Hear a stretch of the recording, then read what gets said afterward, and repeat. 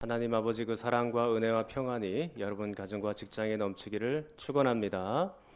마가복음 12장 들어오면서 예수님께서 포도원 비유를 종교 지도자들에게 이야기했을 때 그들은 매우 화가 난 상태였습니다. 예수님을 어떻게 해칠까? 예수님을 어떻게 책잡을까? 넘어뜨릴까? 고민하면서 이렇게 물었죠. 12장 13절입니다. 그들이 예수의 말씀을 책잡으려 하여 바리새인과 헤롯 땅 중에서 사람을 보내매 그랬습니다. 바리새인과 헤롯 땅은 서로 친구가 될 수 없는 사람들입니다. 그들의 가치나 철학이나 사상이 너무나도 다르기 때문이죠. 바리새인들은 율법에 큰 관심을 갖고 있었고 또 로마에 대해서는 반감을 갖고 있는 그런 사람들이었습니다. 근데 헤롯 땅은 그와는 정반대죠. 율법에는 관심이 덜하고 친로마 정책을 펴고 있었습니다. 이렇게 서로 생각이 안 맞습니다. 그런데 예수님을 해치고 죽이고자 하는 일에는 서로의 뜻이 모아져 있었죠.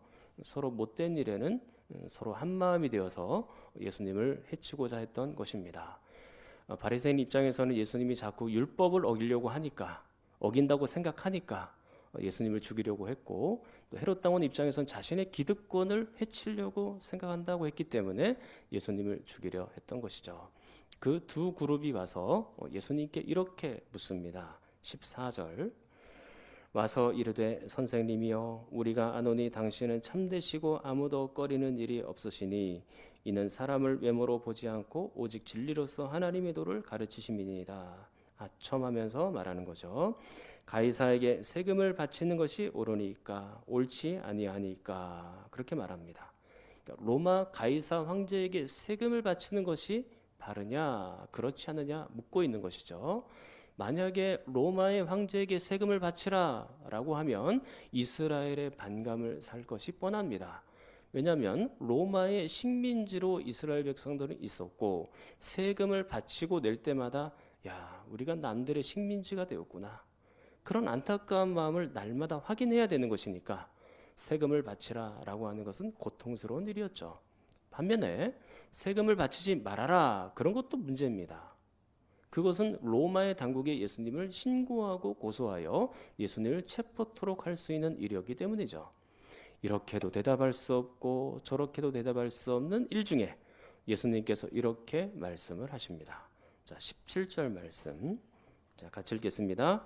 이에 예수께서 이르시되 가이사의 것은 가이사에게 하나님의 것은 하나님께 바치라 하시니 그들이 예수께 대하여 매우 놀랍게 여기더라. 아멘. 가이사의 것은 가이사에게 로마의 황제에게 세금을 바치라는 것입니다. 이것을 더 확장해서 말씀드리면 한 국가의 법이나 제도나 질서 그런 것들을 인정하며 살라라고도 말씀드릴 수 있겠죠. 예를 들면 우리나라에도 국방의 의무가 있고 또 납세 의무가 있고 여러 가지 법들이 있지 않습니까? 인류가 보편적으로 지킬 수 있는 그런 법들이 있는데 그런 것들은 다 지키며 살도록 우리에게 말씀해 놓고 있는 것입니다. 그 이유가 무엇입니까? 세 가지로 말씀드렸는데 첫 번째로는 국가의 통치자, 권사자조차 하나님의 손 아래 있기 때문인 것입니다. 로마서 13장 1절 말씀 각 사람은 위에 있는 권세들에게 복종하라.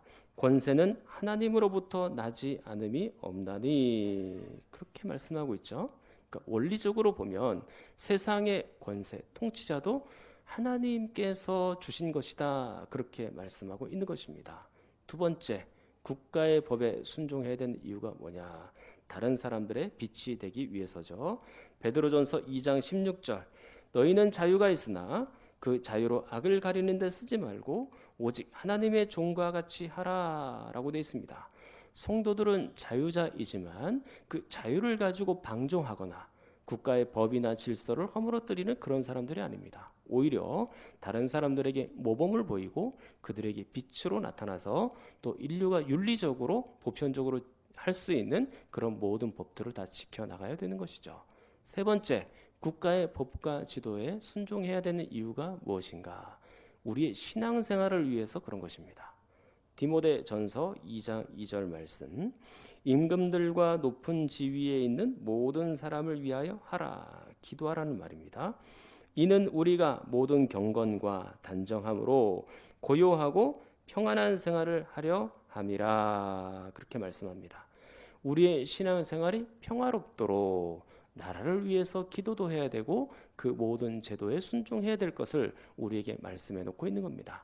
그러나 무조건 순종하는 것은 아니죠. 예를 들어 이 땅의 법과 하나님 나라의 법이 대치될 때 그때는 어떻게 합니까? 우리는 하나님의 법을 따라야 되는 것입니다. 로마의 황제를 신으로 섬겨라, 그것을 우리가 받아들일 수 있나요? 그게 아무리 법으로 제정되어 있다 할지라도 우리는 그것을 따를 수가 없습니다. 그렇게 하면 안 되는 것이죠. 그러므로 가이사의 것은 가이사에게 바치지만 하나님께 바칠 것은 하나님께 바쳐야 하는 것입니다. 세상의 법보다 하나님의 법이 훨씬 더 위에 있다라고 말씀드릴 수 있는 것이죠. 하나님의 말씀과 그 법이 계속해서 이 땅을 통치하여 참으로 바른 권세, 그리고 참으로 바른 정치가 이 땅에서 있기를 기도할 뿐입니다. 자, 이제 18절부터 또 다른 세력이 와서 예수님께 도전하죠. 누굽니까? 사두개인들입니다. 앞단락에서는 바리새인들이 와서 예수님께 도전하였죠. 그동안 바리새인들은 예수님에 대해서 계속해서 반감을 가지고 있었고 마가복음에서 자주자주 등장했던 인물들입니다. 예수님께서도 그들을 비유하여 몇 가지로 말씀하셨고 그들처럼 되지 말라고도 여러 차례 말씀을 하셨죠. 그런데 사두개인 같은 경우에는 마가복음에서 딱 한 번만 나옵니다. 그게 어딜까요? 바로 오늘 본문입니다. 사두개인들의 신학적인 입장은 보통 두 가지로 정리될 수 있는데, 이 첫 번째 입장은 모세 오경만 인정한다라는 것입니다. 모세 오경만 인정합니다. 자, 모세 오경이 뭔지 아시죠? 뭡니까? 창세기, 출애굽기, 레위기, 민수기, 신명기. 구약 성경 시작하면서 첫 번째 5개의 성경을 모세 오경이라고 합니다. 그러니까 모세를 통하여 하나님께서 성경을 쓰도록 명령하셨기 때문에 모세 오경이라고 말을 하는 것이죠. 그런데 이 모세 오경만 사두개인은 인정하고 받아들이는 것이죠. 19절을 한번 보십시오. 선생님이여 모세가 우리에게 써주기를, 그렇게 했죠. 벌써 모세가 쓴 성경을 인용하여 예수님께 질문하고 있잖아요. 그러니까 모세 오경 외에 다른 성경은 전혀 인정하지를 않습니다. 굉장히 보수적이라고 볼 수 있어요. 바리새인 같은 경우에는 좀 진보적입니다. 모세 오경뿐만 아니라 구약 성경 전체, 그리고 장로들의 유전이나 또 장로들의 전승까지 다 받아들일 정도로 진보적이라고 볼 수 있죠. 그러니까 당시 구약 당시에 보수와 진보가 그렇게 나눠져 있었다라는 것입니다.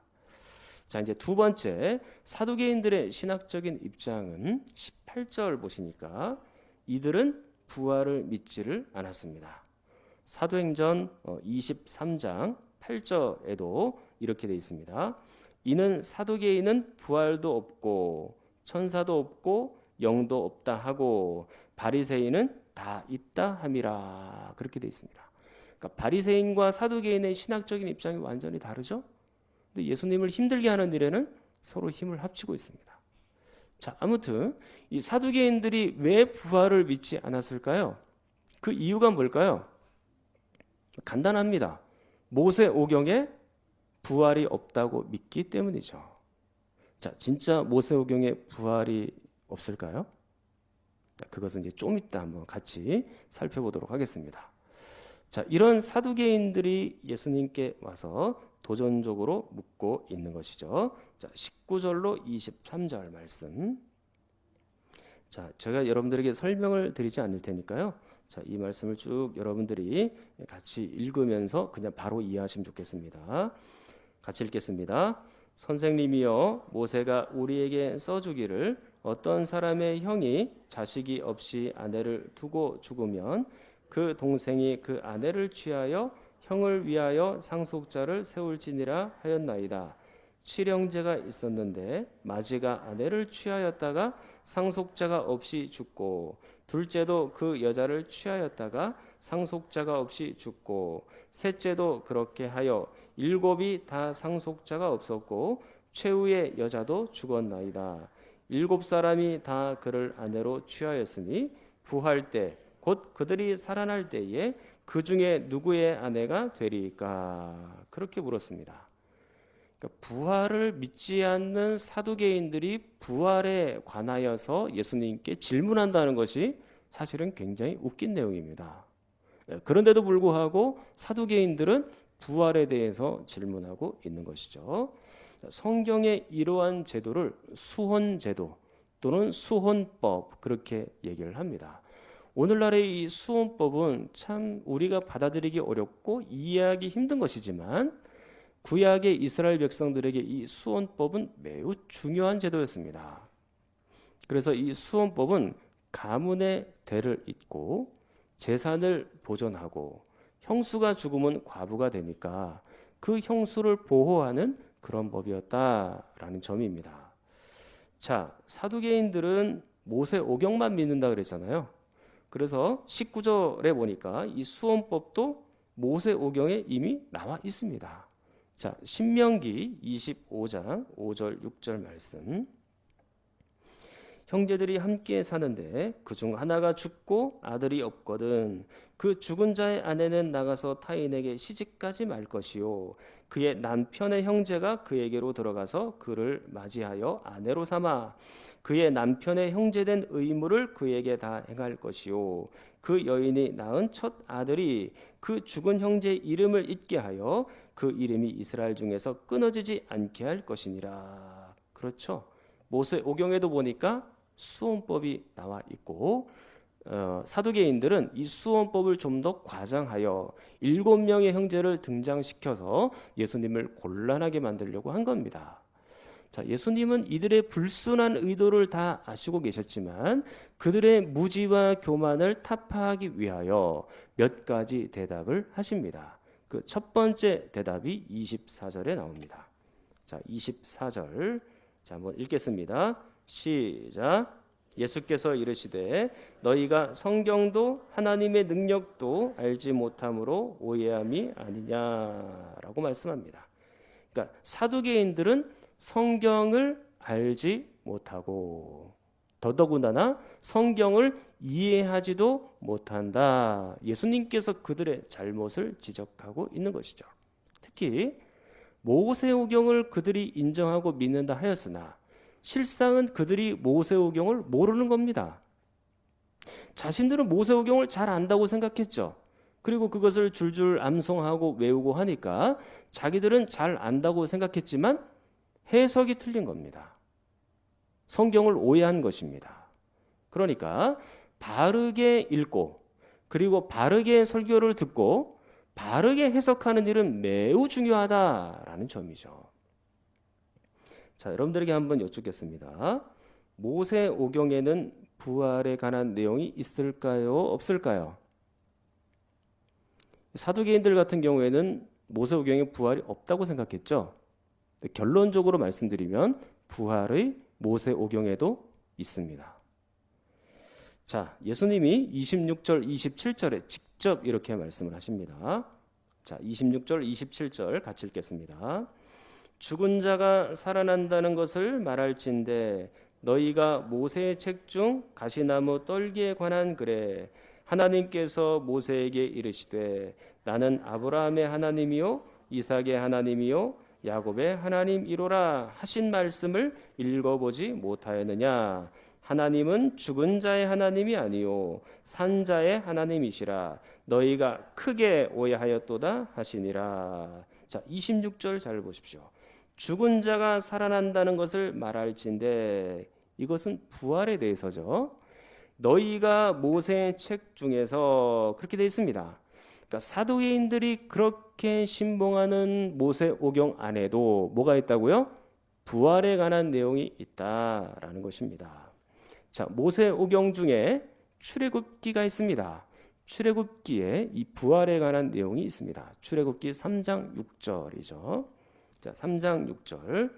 또 이르시되 나는 내 조상의 하나님이니 아브라함의 하나님, 이삭의 하나님, 야곱의 하나님이니라.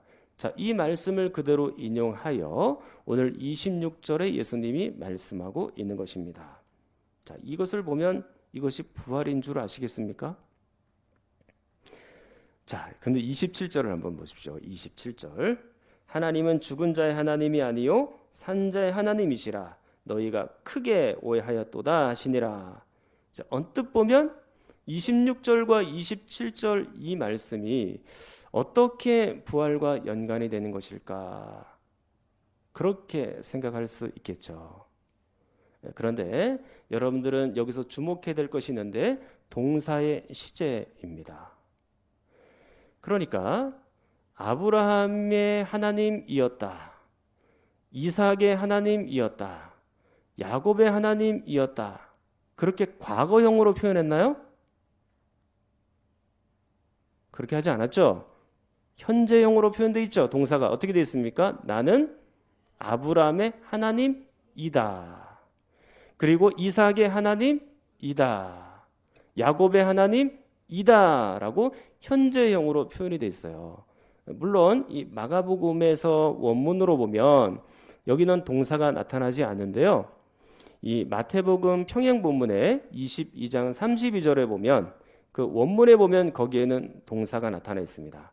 보통 우리가 에이미라고 헬라어로 이렇게 표현을 하는데 에이미 동사가 뭐뭐이다. 그리고 뭐뭐로 존재한다. 그런 의미거든요. 자, 그러면 나는 아브라함의 하나님이다. 그리고 이삭의 하나님이다. 야곱의 하나님이다. 라고 현재형으로 계속해서 지금 말씀해 놓고 있는 거예요.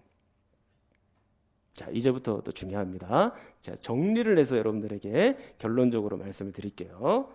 자, 과거 아브라함은 이미 죽었죠. 죽어서 그의 육체는 흙으로 돌아갔죠. 그러면 그의 영혼은 지금 어디에 있습니까? 하나님과 함께 있죠. 육체는 비록 죽었으나 지금 그의 영혼은 하나님과 함께 현재형으로 살아있다라는 것입니다. 그리고 지금 하나님과 함께 있으면서 언젠가 예수님이 재림하시면 그때 모든 사람들이 부활하죠. 그 부활의 때를 기다리면서 천국에서 대기하고 있다. 그런 말씀입니다. 자, 이해가 되시죠? 그러므로 아브라함의 하나님, 이삭의 하나님, 야곱의 하나님이다 라는 것은 곧 부활의 때를 예수님께서 우리에게 말씀해 놓고 있는 것이죠. 자, 그러므로 모세오경에도 부활이 있습니다. 근데 조금 더 확장해서 보면 구약 성경 전체에도 부활이 있어요. 자, 예를 들어서 열왕기상 17장에 보면 엘리야가 사르밧 과부의 아들을 부활시키는 장면이 나오죠. 그리고 열왕기하 4장에 보면 엘리사가 수넴 여인의 아들을 동시에 또 부활시키는 장면이 또 나오죠. 뿐만 아니라 이사야서 26장 19절, 이사야 26장 19절 거기에도 보면 이렇게 되어 있습니다. 같이 읽겠습니다. 주의 죽은 자들은 살아나고 그들의 시체들은 일어나리이다. 티끌에 누운 자들아 너희는 깨어 노래하라. 주의 이슬은 빛난 이슬이니 땅이 죽은 자들을 내놓으리로다. 아멘. 죽은 자들이 일어나고 시체들이 살아나죠. 이거 뭐예요? 당연히 부활이죠. 다니엘 12장 2절에도 이렇게 되어 있습니다. 자, 또 같이 읽겠습니다. 땅의 티끌 가운데서 자는 자 중에서 많은 사람이 깨어나 영생을 받는 자도 있겠고 수치를 당하여서 영원히 부끄러움을 당할 자도 있을 것이며 그렇게 말씀하죠. 그러니까 땅의 먼지로 돌아간 사람들, 그러니까 육체적인 죽음을 당하여서 육체가 땅으로 흙으로 돌아간 사람들이 어떻게 됩니까? 나중에는 일어나서 영생을 얻게 되는 거예요. 그러니까 이건 역시 부활이다라는 것입니다. 이 외에도 구약 성경에는 간접적으로 부활에 대해서 말씀하는 말씀들이 굉장히 많습니다. 모세오경에도 부활이 있죠. 자, 마가복음 12장 24절 그리고 27절에 있는 것처럼 사두개인들은 성경을 크게 오해하였고 성경을 알지도 못하는 자들입니다. 자, 성경을 그냥 외우고 암송하면 뭐하나요? 성경을 제대로 해석하지 못하는데요. 그렇기 때문에 바르게 알고 바르게 해석하는 것이 중요하다고 누차 여러분들에게 강조하는 것입니다. 사랑하는 성도 여러분, 우리는 이 사두개인들의 모습 속에서 두 가지 성경을 읽을 때 또 설교를 들을 때 두 가지 주의할 점이 있습니다. 이 첫 번째 주의점이 무엇이냐면 여러분들이 성경을 자의적으로 해석하지 마십시오. 성경을 자의적으로 해석하지 마십시오. 모르면 그냥 넘어갈 망정 여러분들이 큐티를 한다, 묵상을 한다, 그게 나쁜 건 아닌데요. 위험성이 있어요. 자의적으로 해석할 가능성, 내 마음대로 해석할 가능성이 있는 거예요. 그런 것들을 우리가 상당히 조심해야 되는 것입니다. 예를 들면 이런 것이죠. 시편 118편 6절에 보면 여호와는 내 편이시라, 여호와는 내 편이시라, 그런 말씀이 있습니다. 그러면 A 집사하고 B 집사하고 싸우면 하나님은 누구 편이실까요? 여러분들이 부부 안에서 서로 싸웠어요? 오늘 아침에 안 싸우고 오셨죠? 예배 때는 될 수 있으면 싸우지 마세요. 은혜가 안 돼요. 자, 남편과 아내가 서로 싸웠어요. 근데 하필이면 시편 118편 6절 말씀을 두 분 다 동시에 읽은 거예요. 그럼 하나님은 누구의 편이실까요? 그 말씀을 읽으면서 남편도 아내도 서로 그렇지, 하나님은 내 편이시지 하면서 서로 위로를 받고 용기를 얻고 막 그러죠. 본인이 분명히 잘못했는데도 불구하고 끝까지 하나님은 내 편이십니까? 아니죠. 그러니까 성경을 아무렇게나 자의적으로 막 갖다 붙이면 안 된다라는 얘기입니다. 빌립보서 4장 13절 말씀에도 그렇게 되어 있죠. 내게 능력 주시는 자 안에서 내가 모든 것을 할 수 있느니라. 얼마나 귀중한 말씀으로 여러분들이 달달 외우면서 암송하면서 그렇게 삽니까? 그런데 잘 생각해 보세요. 내가 모든 걸 진짜 할 수 있습니까? 하나님은 모든 것을 하시지만 인간은 한계가 있어요. 이것은 거기서 문맥 안에서 파악을 하고 해석해야 되는 것입니다.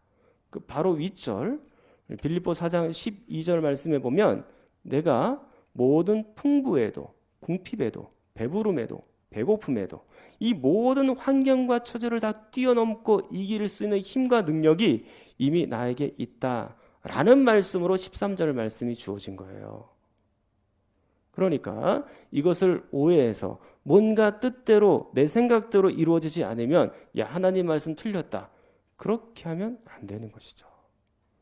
사두개인들은 이렇게 자기 마음대로 자기 생각대로 성경을 오해하였고 성경을 자기의 마음대로 해석을 한 겁니다. 그러니까 그들은 틀린 것이죠. 두 번째, 성경을 읽으면서 설교를 들으면서 선택적으로 읽거나 선택적으로 듣지 마십시오. 그러니까 여러분들이 듣고 싶은 것만 듣지 마시라, 그 얘기입니다.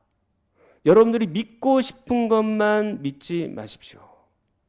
예수님의 십자가는 믿는데 부활은 안 믿어지고,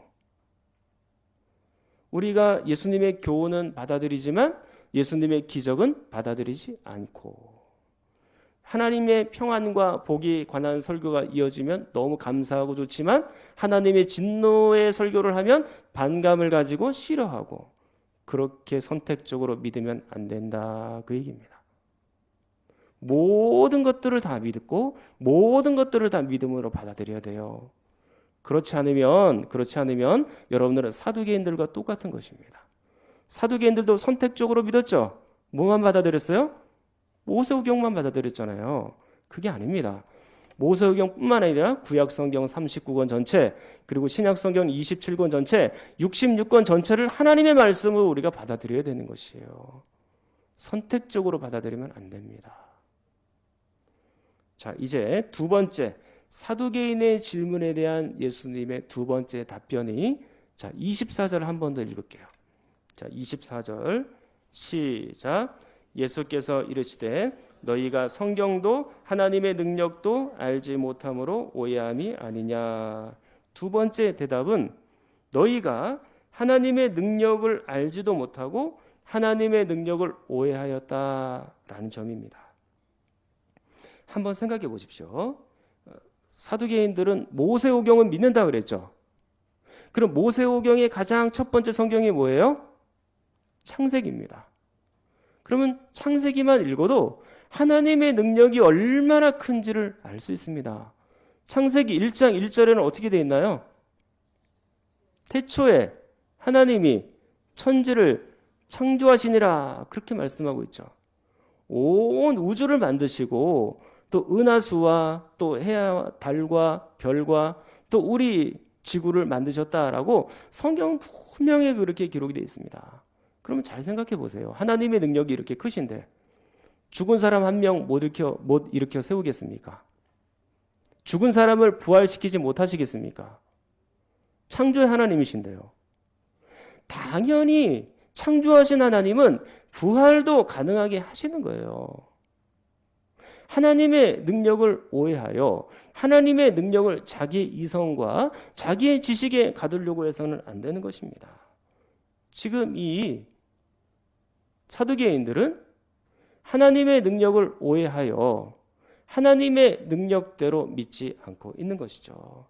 창조는 믿는데 부활은 안 믿는다. 그런 논리는 존재하지 않는 것입니다. 자, 집중하세요. 집중하세요. 창조는 믿는데 부활은 안 믿는다. 그런 논리는 존재하지 않아요.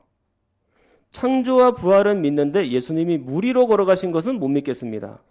그건 있을 수 없는 얘기죠.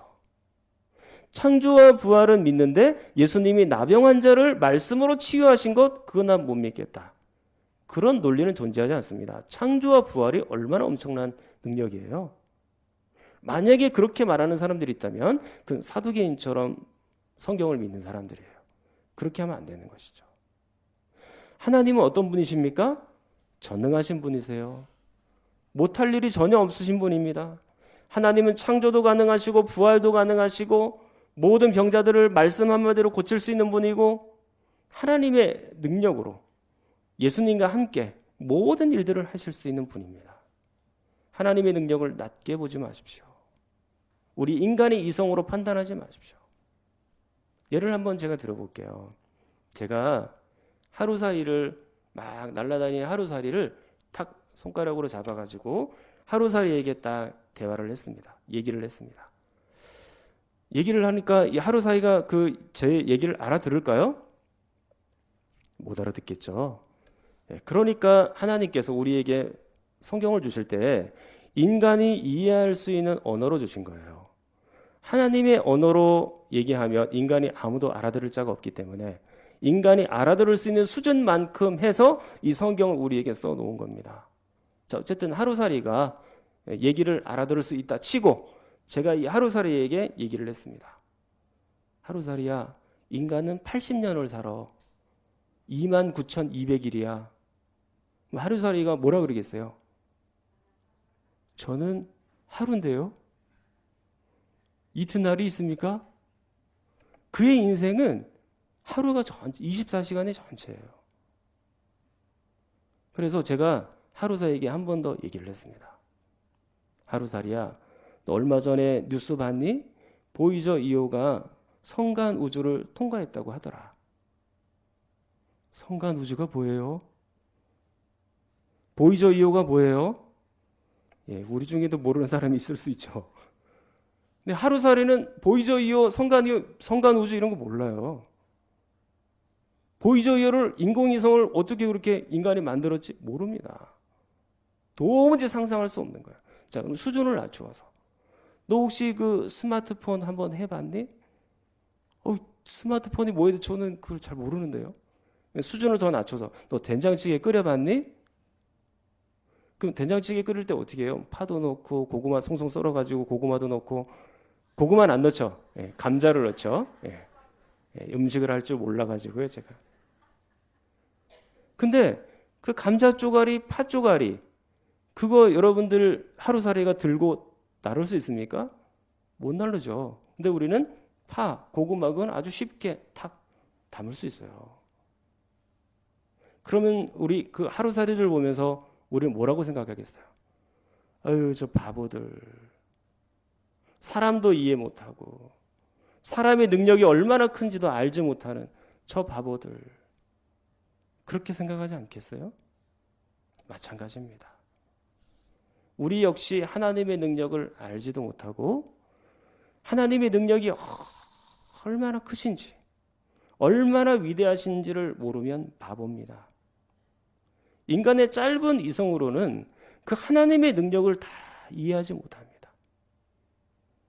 하나님이 얼마나 높고 영화로우시고 전능하신 하나님인지 인간의 능력으로는 상상할 수도 없다, 그런 얘기입니다. 하나님에 비하면 우리는 너무나도 초라한 존재죠. 여러분 생각해 보십시오. 하루살이를 우리가 거들떠나 봅니까? 여러분 살면서 하루살이를 잡아다가 밥 먹이고 그다음에 물 먹이고 정성스럽게 키우는 그런 분들 있나요? 그런 분들이 있을 수는 있겠지만 대부분 우리는 하루살이를 아예 거들떠보지도 않고 무시하면서 그렇게 살아갑니다. 마찬가지로 하나님께서 우리를 그렇게 보실 수 있었는데 아유 저 바보들 하면서 지나갈 수 있었지만 하나님은 그렇게 하지 않으셨죠.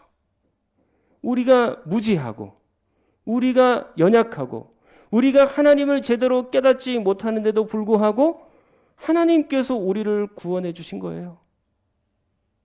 우리가 구원받은 이후에도 날마다 흔들리고 말씀에 대해 의심하고 하나님의 능력을 의심하지만 그럼에도 불구하고 그 하나님께서 그 넓은 손과 그 넓은 능력의 손을 펴서 우리를 지금도 인도해 가시는 줄 믿습니다.